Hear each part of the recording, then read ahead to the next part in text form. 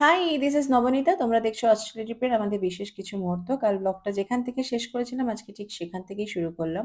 House party at Randeep আনান্নাস place. বাইরে থাকতে থাকতে সবাই কিন্তু আমরা কুকিং এ একটু এক্সপার্ট হয়ে যাই বিকজ এই স্কিলটা তোমাকে শিখতেই হবে if you are a foodie. So chapli kabab made by Singaporean bhabhi, যেটা খেতে ছিল পুরো রেস্টুরেন্টের মতো। 20th ফ্লোর থেকে শীতের রাতে কাবাবের সাথে ফায়ার ওয়ার্কস এনজয় করছিলাম।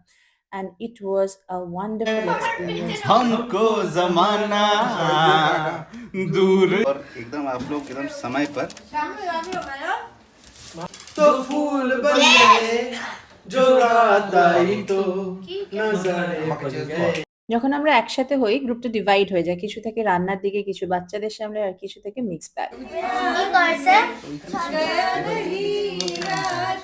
তো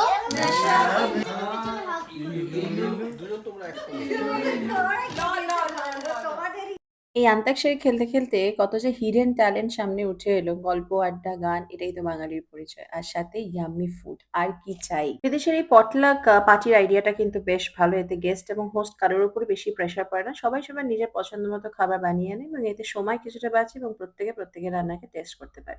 অ্যাকচুয়ালি যতটা আনন্দ বাঁচিয়ে রাখা যায়, এরকম ডিফারেন্ট ডিফারেন্ট স্টাইলের ব্লগ নিয়ে তোমাদের কাছে আসবো। সবাই খুব ভালো থেকো, সুস্থ থেকো, আনন্দে থেকো। আজকের মতো আসছি।